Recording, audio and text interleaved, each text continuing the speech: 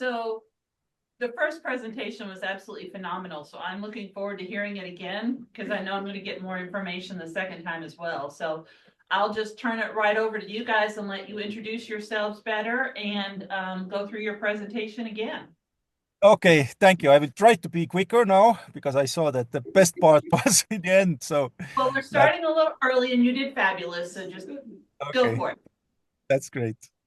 Okay, so my name is Laur, and I'm on the upper picture. I joined the seminary in September last year as a rector, and I have a background. I don't have a background in theology, so in that sense, I'm a bit maybe out of the context. But I do have a PhD in sociology, and I'm trying to involve this expertise also in the seminary work and now as a rector. And you can see the picture of my family. So we have 3 kids, and the smaller one is 1.5 years old right now. And Taavi, you can So continue. I have been with the seminary a longer time, and I was interim rector a little over 1 year before Laura took over. I am grateful to my wife and my family, my wife Merle, and we have 5 children, and 2 of them are married. So we have on the picture we have 2 grandchildren, but actually we have already 3. So 1 year, 4 year, and 5 years. So this is my backup team.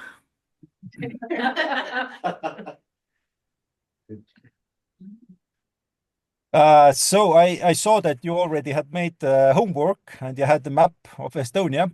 But just to give once more the context where we are right now. And I think, yeah, right now it's quite regarding the last months or years, things which are happening in Europe and in Ukraine. So you can see that we are in a very strategic location, basically between East and West. And this has, in a way, it's a curse because we have suffered a lot in the history, but there are also some opportunities, and we hope that we can use them better. And I just gave few facts about Estonia because it's such a small country, and I'm pretty sure that most of you haven't heard about it before today. But it's relatively young country. So Estonia gained independence in 1918. In 1940, it was occupied again by Soviet Union, and we were 50 years under the Soviet occupation. But fortunately, in 1991, Estonia had a chance to re-independent. The population is very small, 1.4 million, and 1 million are like ethnic Estonians, as I and Taavi, and we speak Estonian language, which is probably one of the smallest official languages in the world, as there's only 1 million people who can speak it. It's relatively similar to Finnish language, and usually people say that it's very complicated. Maybe it's true. What we hope that is like really useful, at least in a current situation, is that fortunately Estonia is also a member of NATO and also European Union. So we are quite strongly integrated to the Europe. The Estonian country is mostly, or at least 50% of the Estonia is covered with forests. So we have lots of forests and lots of wetland, which is nice because there is like lots of diverse wildlife, which is not so common in most of the European areas. So it's relatively common to see different animals, example, even in the cities. And people really like to spend time in the wilderness as well. but in the same time, Estonia is very flat, so we don't have any mountains, only a few smaller hills. Yeah,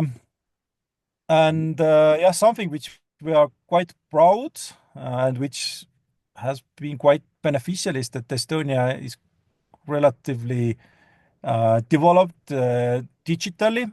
And as I just mentioned with the previous presentation, that there was a news, I think yesterday, that Microsoft closed the Skype application. They closed it forever. But the Skype was invented in Estonia. So probably this is one of the most well-known inventations which has come from Estonia. And now we also are quite advanced as a country. So many public services are online. We can do voting online. We can do taxes literally with 3 minutes, which I understand is very different to US context. And this is something we tend to be very proud. And as I mentioned, in the end of the 80s or in the beginning of the 90s, we changed independence, and it was called as a singing revolution because the main way to protest against the Soviet occupation was large people gatherings were up to 100 or 150, 200,000 people came together and started singing together Estonian songs. And this was a way of protest. And in the end, it seemed to be very efficient.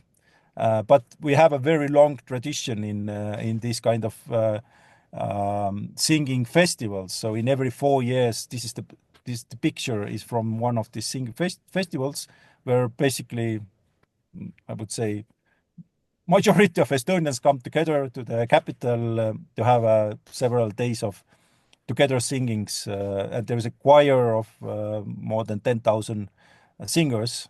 And yeah, this is something very unique, and we are very proud about it. But unfortunately, there is also something which Estonia is relatively well known, is that there's several surveys which show that Estonia is one of the least religious countries in the world. I personally am not very proud about it, but the reason probably is quite strongly related with the Soviet area, where the church was quite strongly repressed. So we have several generations who were socialized basically without getting any contact or any context of religion, purely under the atheist ideology. And officially, about 22% of the population says that they are Christians, but if you look more precisely, then there is less than 10% of the population who are actively. This actively means that they visit the church more than once in a year, because there is still a tradition to go to the church in the Christmas Eve. But for most of the people, this is the only time, unfortunately. And what I also mentioned, and what is interesting, that the result of this, the situation that people haven't had any socialization within the Christian like context, is that there's many people who even say that they have never thought if there is God, not that they believe or not to believe in God, but they just don't really think about topics related with spirituality or religion. And this is quite a big challenge missiologically as well, how to reach these people. And about the Estonian Methodist Church, Unfortunately, there is a mistake in the slide, so we have 24 congregations and around 1,500 members. So it's not the biggest church in Estonia, but it's also not the smallest. And I think Methodist Church is quite visible in the society. And about our seminary, so you can see that we have a very nice building, which was built in the beginning of 2000s, and it was also very strongly supported by Americans, which we are very thankful. And the building has part of it is for the sanctuary and for the congregation, and one part is dedicated for the seminary. So we have very, very nice rooms and teaching environment. And the seminary was created in 1994, and also the first leaders were from United States who helped to start the seminary. And from the very beginning, we have had teaching in simultaneously in 3 languages, which is something very unique, at least in Estonian contexts. So we teach in Estonian, Russian, and English simultaneously. And over the time, initially it was more focusing on the Methodist Church needs in the Baltic countries, but over the time we have expanded the reach, and we are offering theological education for a wider spectrum of denominations.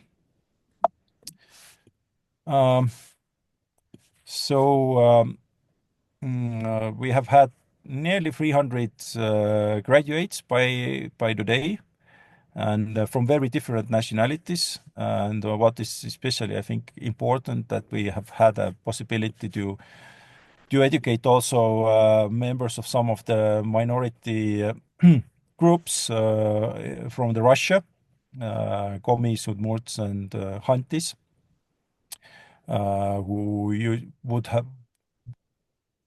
who have very limited access to, would otherwise have a very limited access to the theological education. And we currently have a bit more than 60 students, and we have like 3 courses. So the studies for the bachelor level last 3 years, and altogether right now we have about 60 students. I think our vision is quite strongly related with our past, so we try to be very practical, and we try to meet the needs of the church and the society at the same time. And right now we are also putting more effort on a continuing education, so that we would also be beneficial for various congregation members who need some more specific training.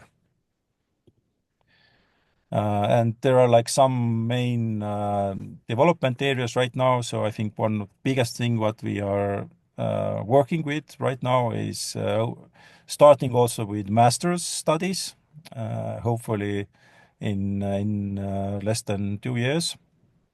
But there are also some other topics. Maybe also a little bit about challenges we have. Of course, one of the main challenge for us is the finances, because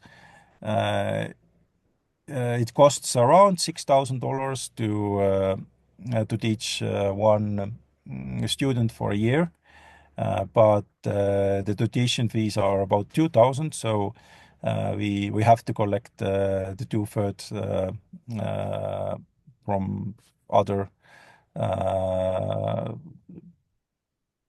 resources. And of course, right now, a very significant problem is the geopolitical situation, and also the impact, the direct impact of Ukrainian war. As I already mentioned, we have many students who are the refugees, Ukrainian refugees, and seminar has been involved in several projects connected directly to the refugee community. And also this picture here is also like one training to support the way to train people to support the children who have been impacted by the war.